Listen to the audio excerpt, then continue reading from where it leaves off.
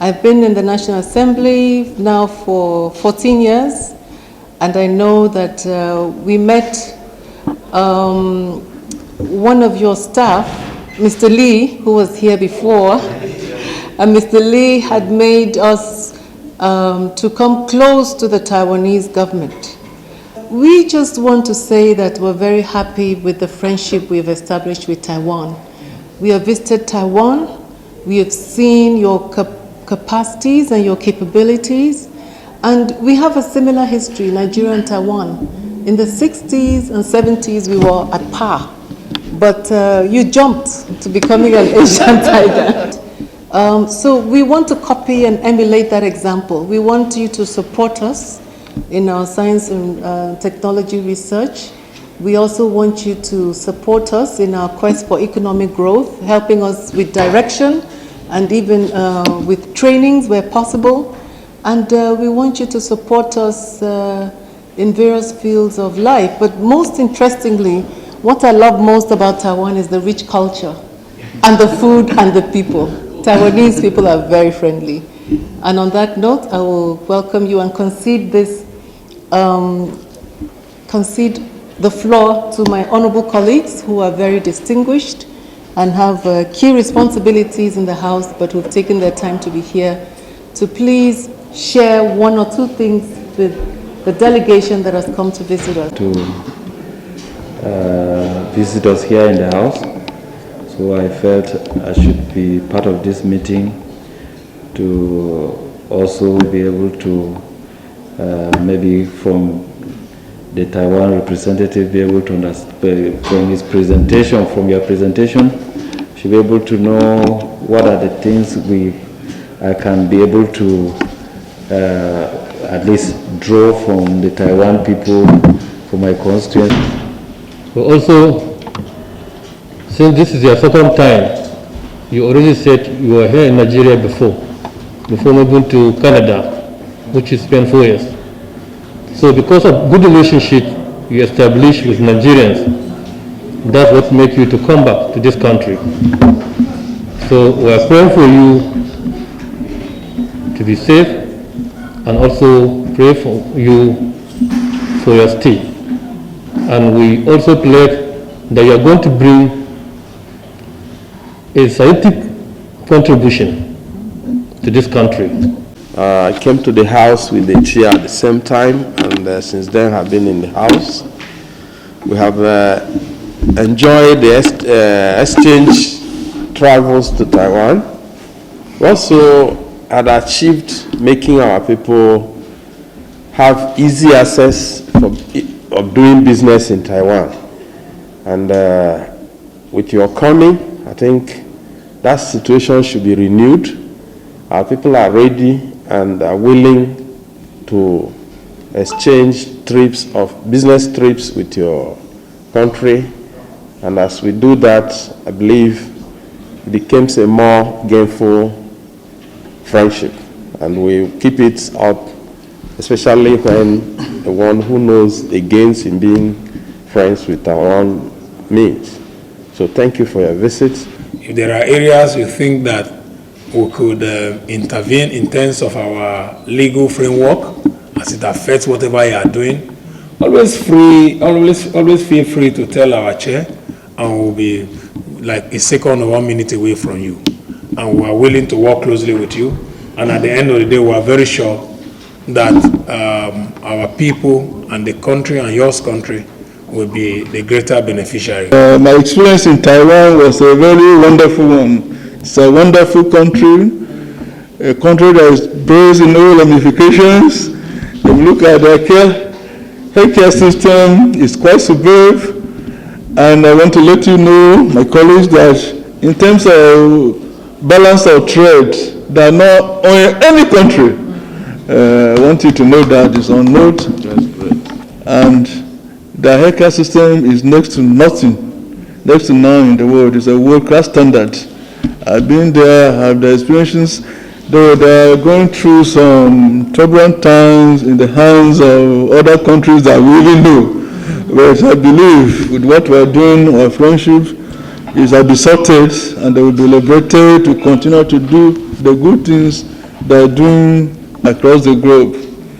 It may also interest you to know that this COVID-19 pandemic that has ravaged all the countries in the world, it is only Taiwan that they did not even close schools. They did not even go extra mile and has not killed people in their country. Like Madame has always mentioned that Taiwan had become what we have become today, had gone through a long struggle history for the last half a century, because Taiwan had started from scratch after the Second World War, after Japanese Empire colonized Taiwan for half a century. So we experienced exactly the same like Nigerian had experienced in the past. But luckily, both Nigeria and Taiwan, we have no colonial master sitting on top of us anymore. We are the master of our own fate. And we admire how Nigeria has struggled to build your own full-fledged democracy, especially the National Assembly. You have achieved so much that in a faraway small island state of Taiwan, we always said that wherever we are, as long as we hold the core value of rule of law, human rights, democracy, then we will not be alone in the world. We stand together. So thank you, Madam, and also Honorable Richard Kabande, who had visited Taiwan in October 2019, that both of them had met with our Madam President at that time. She was elected and re-elected. So that was a rare opportunity that we can show to the world that how much we have struggled to achieve our democracy, and then we have achieved the gender equality because we have our Madam President. I think that will make Hon Beni Lar so happy.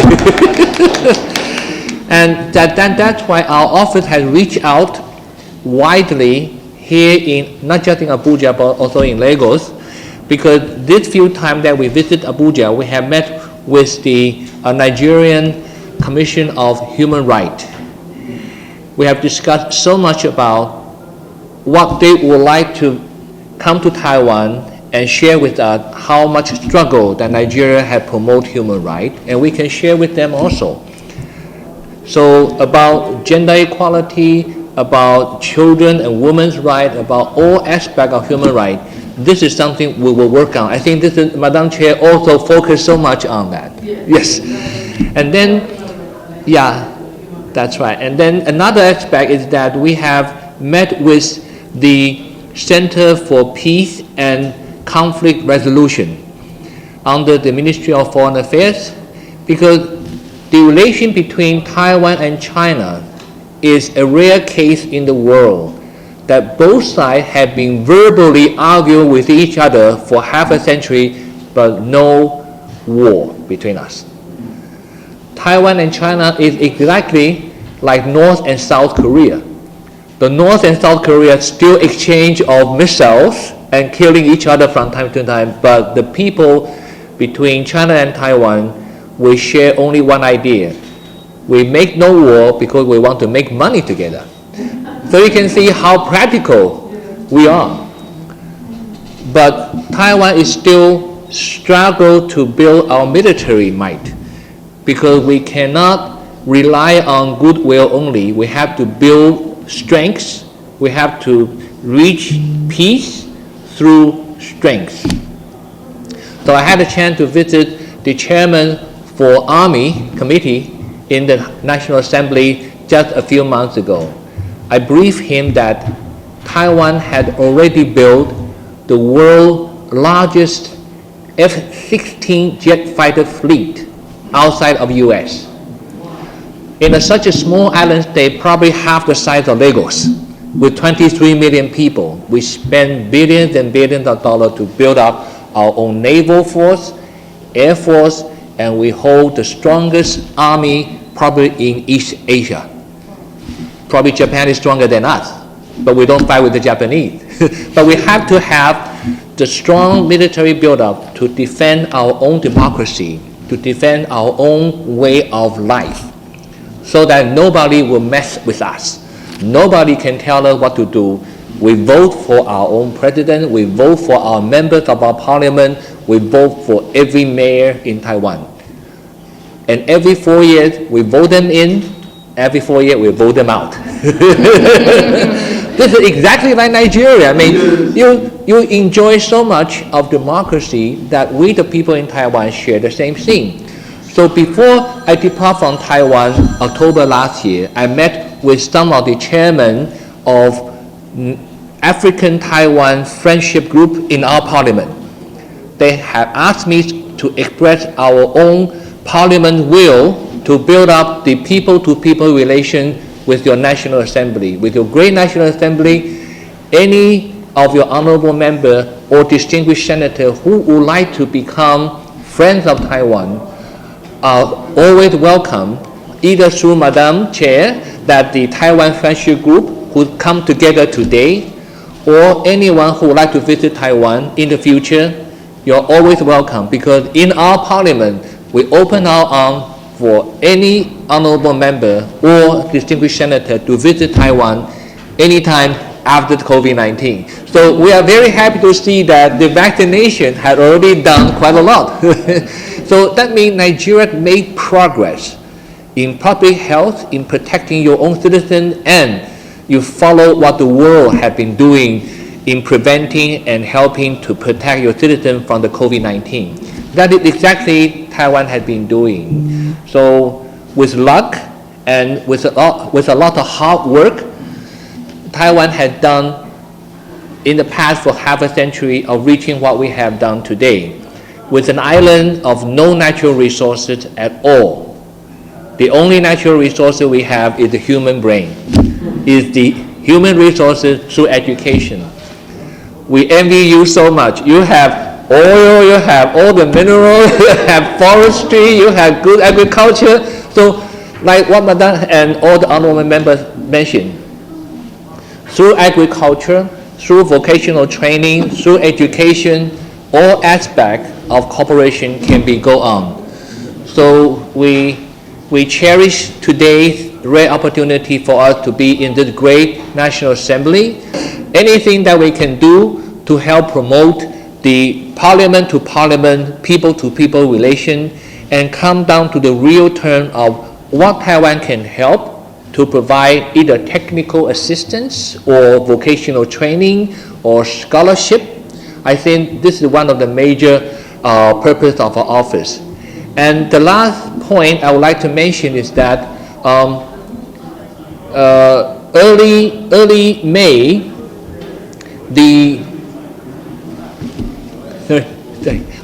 early May, the foreign affairs ministers from the G7, G7, the 7 major industrial countries, Japan, Germany, US, UK, Canada, and also EU, they met in France. They have made a proclamation that is historical document, never happened before. G7 ministers of foreign affairs and development, they have made a clear statement that they support Taiwan to participate in the World Health Organization. Because they said Taiwan had been left out of the World Health Organization for too long. But Taiwan had built our own kind of a protection system, medical system, public health system through our own struggle. For the whole last year, no school had been shut down, no lockdown at all. We protect our citizens well, without the help of World Health Organization. So the G7 ministers of foreign affairs said the world might need to have Taiwan on board to provide our technical know-how and our medical system and our public health knowledge to help the world. We were willing to do that, but with the support from our Nigerian friend, we will reach that goal very soon. So thank you again, Madam. Thank you again for all the honorable members today. It's a great honor again. Thank you so much. I'm glad that you're open to as many members. So we'll open our hands to as many members and invite everybody who is interested. And I want to thank you too for your offer of vocational training and scholarship.